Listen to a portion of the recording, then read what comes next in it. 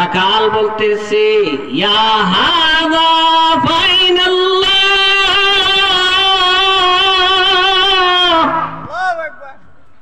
হে আল্লাহর গোলাম, হে আল্লাহর বান্দা, তাহলে আল্লাহ কোথায়? আমার মালিক দেখবে না আমি মিথ্যা কথা বলি তারে বুঝ দিয়ে দিব, কিন্তু আমার মালিকের মালিক একজন আছেন রব্বুল আলামিন, যিনি সমগ্র জানের প্রতিপালক, জিনার কাছে সিটারি বাটপারের কোনো সুযোগ নাই। সুবহানাল্লাহ। জিনার কুদরতি চোখকে ফাঁকি দেওয়ার ক্ষমতা কারণ নাই। ওই মালিক তো দেখতেছেন, ওই মালিক দেখতেছেন।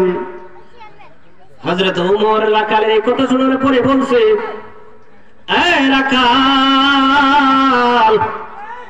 তোমার ভিতরে আল্লাহর ভয় যে পরিমাণ আছে,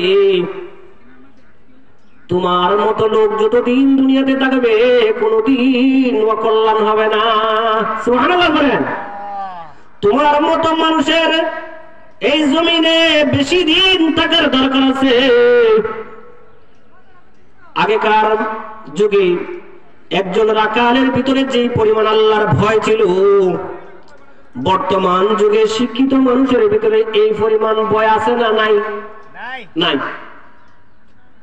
তাকওয়া না থাকার কারণে কত নাফরমানি করি আমরা। মুহতারাম হাজিরিন, তাকওয়া আমাদের আকাবের বুজুর্গদের মধ্য থেকে উল্লেখযোগ্য একজন বুজুর্গের নাম বলতেছি আপনাদের সামনে, যিনার নাম আপনারা অনেকেই জানেন, অনেকেই শুনেছেন।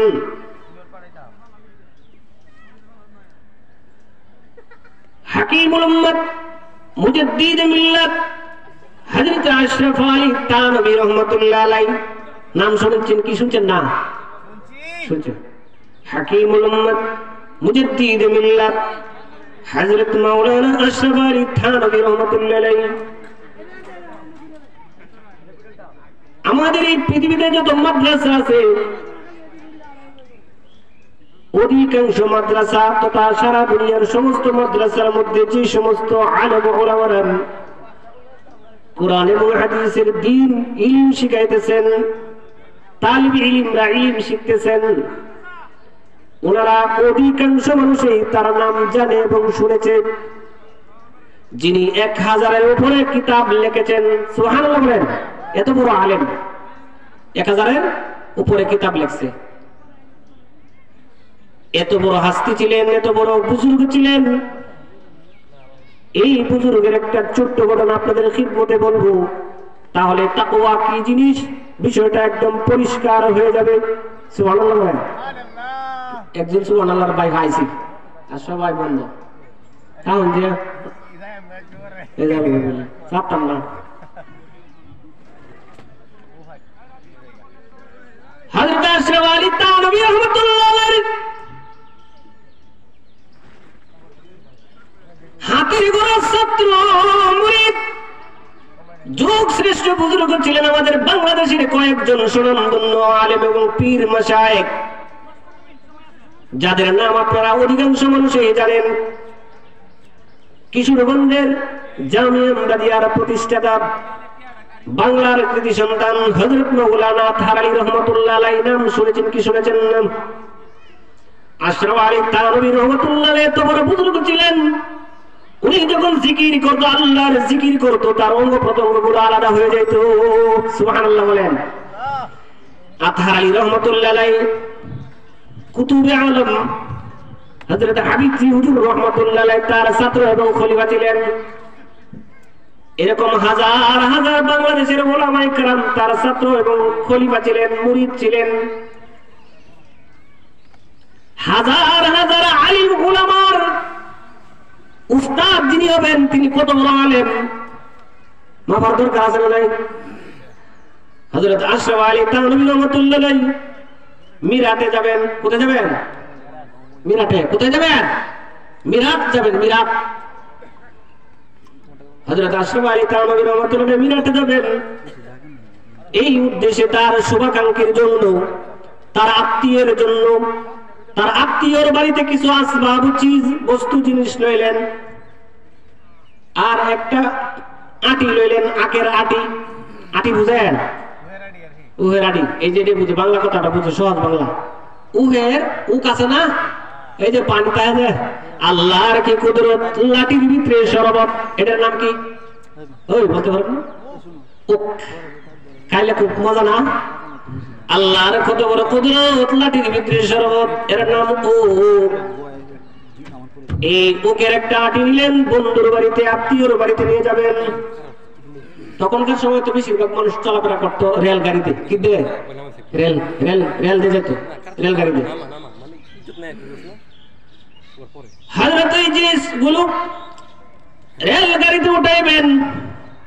ওনার ভক্তবৃন্দ যারা আছে, হুজুর তো বড় আলিম, দেখবেন অনেক বড় বড় হুজুরদেরকে আগুয়া দেওয়ার লাগে বহু মানুষ থাকে, তাই না? যেমন আমার আগুয়া দেওয়ার লাগে একজন মানুষ আছে না, এরকম। এত বড় আলিমকে রেল গাড়িতে উঠাই দেবেন, উনি মিরাটে যাবেন সফর করার জন্য। কিন্তু হযরত কত বড় বুজুর্গ ছিলেন, চিন্তা করার বিষয় বাবা ভাইয়ের আমার।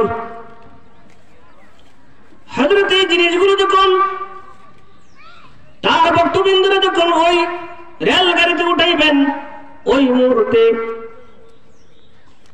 একটা জিনিস ওজন করতে ভুল করেছে না, বরং ইচ্ছাকৃত ভাবেই ভুল, তারা ওই ওজন করে নাই। রেল গাড়িতে ওজন করে মালি উঠানি লাগে না? হযরত বলতেছেন, ভাই কি করতেছেন? টিটি সাহেব আছে না, টিটি, এই যে চেক করে যে চেকার, টিটি সাহেব বলতেছে, হযরত আমি আপনার ভক্ত, আমি আপনার জানিসিন, আপনার এই জিনিসটা ওজন করার কোন দরকার নাই।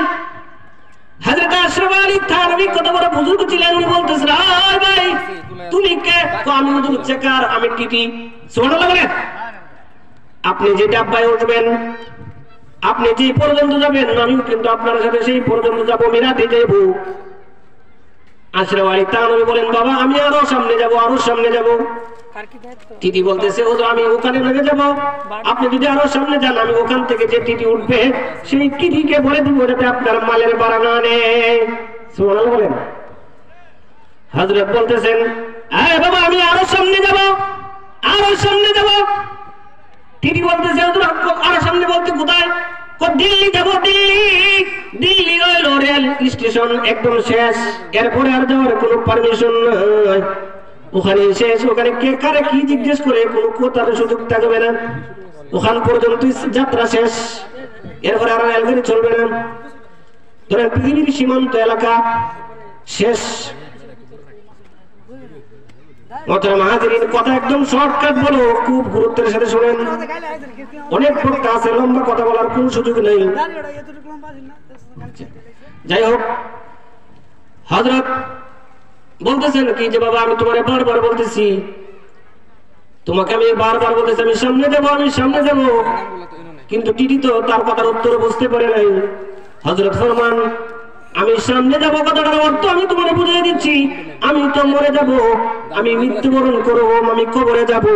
হাসরের ময়দানে আল্লাহ তাআলা আমাকে জিজ্ঞেস করার আগে যখন কবরে জিজ্ঞেস করে, হে আশরাফ আলী তুমি যে অতিরিক্ত মালের ভাড়াগুলো দিয়ে আসছিলে কিনা বলো। কিরকম অবস্থা দেখেন, মালের ভাড়া যদি না দিয়ে থাকো তাইলে কিন্তু আজকে তোমার অবস্থা খারাপ হয়ে যাবে। এই জন্য মোহতারাম হাজিরিন, তাকওয়ার বিষয়ে অনেক লম্বা আলোচনা লম্বা করার কোনো সুযোগ নেই। আমি আপনাদেরকে বলতেছি, তাকওয়ার গুণে যারা গুণী হবে তারা 4টে পুরস্কার। কয়টা পুরস্কার? 4টে পুরস্কারের কথা কই আমি বয়ান শেষ করে দিব। যারা তাকওয়ার গুণে গুণী হবে, আল্লাহর ভয় যারা পুরোপুরি নিজের ভিতরে আনতে পারবে, তাদেরকে আল্লাহ তাআলা 4টি পুরস্কারে পুরস্কৃত করবেন। 1 নাম্বার পুরস্কার দেবেন আল্লাহ।